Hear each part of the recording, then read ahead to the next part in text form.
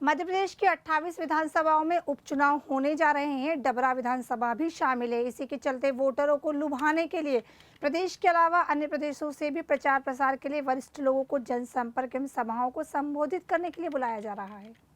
मध्य प्रदेश की 28 विधानसभाओं में उपचुनाव होने जा रहा है।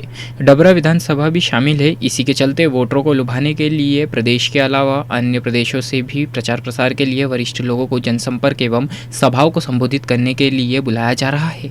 मैं फिर बोल रहा भाई साहब कि देश में आरोप प्रत्यारोप करना तो बड़ा आसान होता है, पर लोगों के साथ हकीकत क्या है, ये कितना विडम्बना वाली चीज़ है कि पार्लियामेंट चलता है इस देश का। आप जब देश की बात कर रहे हो तो पार्लियामेंट में केंद्र की सरकार बता नहीं सकती कि इस कोविड केस में कितने लोगों की जान गई।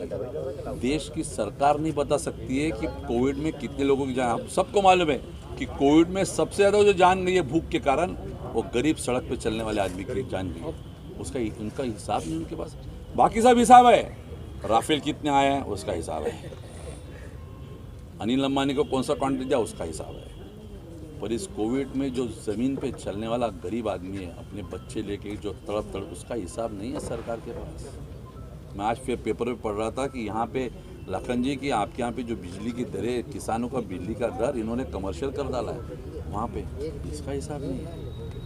ये कौन सा सरकार जी ने तो 100 रुपये में 100 यूनिट बिजली दी थी। एक महाराष्ट्र में सुसाइड जो मामला हुआ था उसमें पूरा सरकार की भी कुछ भूमिका नजर आई थी, पूरा इंडस्ट्री हिल गई है। क्या कुछ कहेंगे इसके बारे में? इसके बारे में सीबीआई जांच कर रही है।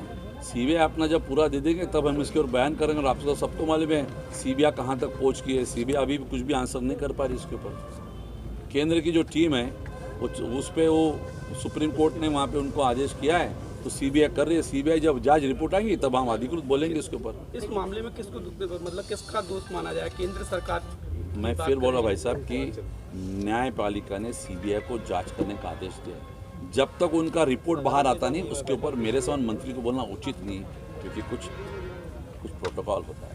मैं मनोज कुमार चौधरी, विशेष संवाददाता न्यूज चैनल मध्य प्रदेश। इस समय डबरा में हूँ, जहाँ पर पूर्व मंत्री लखन सिंह जी हैं और पूर्व सांसद अपने रामसेवक बाबू जी हैं, जो कि एक कांग्रेस की यहाँ पे कहा जाए तो रीढ़ की हड्डी भी कहा जाता है रामसेवक बाबू जी को। और अपनी पहचान वो कार शैली में, कार करने में रखते हैं, पर्दे के पीछे से कार करने में रखते हैं, ना कि पर्दे के आगे कार करने में रखते हैं। तो आइए सबसे पहले शुरुआत उन्हीं से करते हैं। ये चुनाव एक कह सकते हैं कि एक अस्तित्व के चुनाव की बात है कि कौन सच्चा है कौन वो है। इस पार्टी को अस्तित्व की बात है और उसूलों पे चुनाव लड़ा जा रहा है। देखते हैं क्या कहते हैं। आपका दबंग न्यूज चैनल में पहले तो स्वागत है। बहुत बहुत धन्यवाद। बाबू जी, आप है ना शुरू से कांग्रेस के इस क्षेत्र में रीढ़ की हड्डी माने जाते हैं और एक वट वृक्ष की तरह भी आपको जाना जाता है। वर्तमान की स्थिति पे आपका क्या कहना है? मैं तो ये कहूँगा कि आप ये रीढ़ की हड्डी कह रहे हैं, रीढ़ की हड्डी नहीं, लेकिन डबरा क्षेत्र की जनता बहुत प्यार देती है, ये बात सही है। मैं तो वर्तमान क्षेत्र में जो अभी चुनाव की बात चल रही है तो मैं केवल एक ही बात कहना चाहूँगा कि चुनाव जो है हमारे चंबल से मार्ग में 16 सीटों पर चुनाव है और ये चुनाव कांग्रेस और भाजपा का चुनाव नहीं है, असमत धोखा गया चुनाव है। इस चुनाव में संविधान की रक्षा की बात लेकर के जनता के बीच में जनता कह रही है, क्योंकि अगर इसी तरीके से खरीद फरोख्त करके अगर सरकारें गिराते रहे और बनाते रहे तो भाई ये लोकतंत्र की हत्या हो जाएगी और चुनाव का कोई महत्व नहीं रहेगा। क्योंकि फिर तो जो टाटा बिरला और जो तो केंद्र में और जो स्टेट में सभी जगह सरकार वही बना लेंगे, क्योंकि उन पर ही अडानी अंबानी जो घुस जाए और ये मोदी जी उन्हीं को देते जा रहे हैं, तो उन्हीं के माध्यम से खरीद के सांसदों को, विधायकों को खरीद के फिर वो सरकार बना लेंगे। तो ये संविधान का और वोट का किसी का जनता का कोई महत्व नहीं रहेगा। ये चुनाव उस बात का चुनाव है, उस बात का है कि जिससे लोग संविधान को बचा पाएंगे। अन्यथा इसी तरीके से चलता रहा तो संविधान का। और इसमें अभी कांग्रेस पार्टी की सरकार जो भारतीय जनता पार्टी ने गिराई है, उसमें जनता में इतना रोष है जिन लोगों ने सरकार गिराई है उन लोगों के प्रति, और जो लोग जो है चुनाव लड़ रहे हैं, जो कांग्रेस से गए भाजपा में जाके लड़ रहे हैं, उनके प्रति बड़ा रोष है जनता में। और जनता कांग्रेस के प्रत्याशी को न देखते हुए कांग्रेस को जिता रही है और संविधान को बचा रही है। ये जनता का चुनाव है।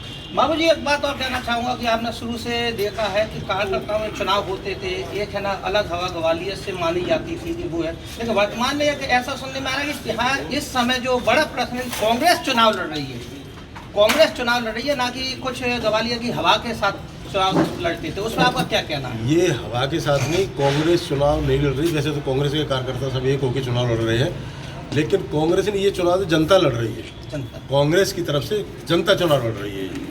ये जनता का चुनाव है, ना कि जो है किसी पार्टी विशेष का। पार्टी की तो खैर है ही, पार्टी का तो हमारा कांग्रेस का यहाँ के प्रत्याशी है वो हमारा सुरेश राजे को जनता बहुत अच्छे मतों से जिता रही है, लेकिन ये जनता चुनाव लड़ रही है। अब मेरे साथ हैं कांग्रेस के पूर्व मंत्री और गद्दावर नेता लाखन सिंह जी, जिनके बारे में कहा जाता है कि वो उनसे अगर मंत्री जी कहा जाए तो उनको थोड़ा वो अस्तित्व अजीब सा लगता है। वो कहते हैं कि भाई बोला करो, और पत्रकारों के लिए भी वो भाई के रूप में इसने तो हम आपसे कहेंगे मंत्री जी, वर्तमान की कोई स्थिति नहीं है। मैं आपको बता दूं, ग्वालियर चंबल में 16 सीट पे चुनाव होना है। 16 में 15 ऐसी सीटें हैं जिनकी वजह से यहाँ के आम मतदाता पे चुनाव थोप दिया गया। तो मुझे लगता है कोई परिस्थिति ऐसी नहीं है। ग्वालियर चंबल क्षेत्र का मतदाता पूरी स्वाभिमानी है, वो कभी गद्दार, धोखेबाज, बेवफाई से नफरत करता है। मुझे लगता है कि ये चुनाव वो कांग्रेस के पक्ष में मतदान करेंगे। धन्यवाद। जैसे उन्होंने कहा कांग्रेस के पक्ष में मतदान करेंगे।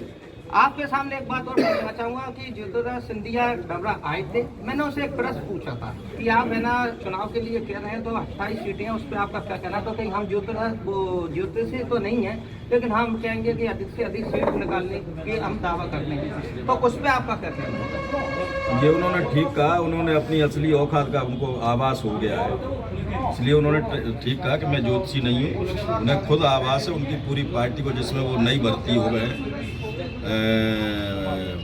LKG UKG में जो इन्होंने एडमिशन ले लिया है ना वहाँ, तो मुझे लगता है उनको आवाज़ है, इसलिए उन्होंने आपको जो अभी तक जब कांग्रेस में थे तो बड़ी दमदारी से बात करते थे, लेकिन मुझे लगता है आपको उन्होंने ठीक से उत्तर नहीं दिया, तो मुझे लगता है उनको आवाज़ हो गया है कि मेरी क्या हैसियत है। धन्यवाद। जैसा कि अब चुनाव का समीकरण बिल्कुल डेट आ रही है और इस समय युद्ध का माहौल भी है, तो उस समय पे आपने इन्हें कहा मेरे साथ मंत्री जो अपने स्पष्ट बात कही, उसके बाद में चैनल के लिए मनोज कुमार चतुर्वेदी अपने कैमरामैन रवि पनियार के साथ।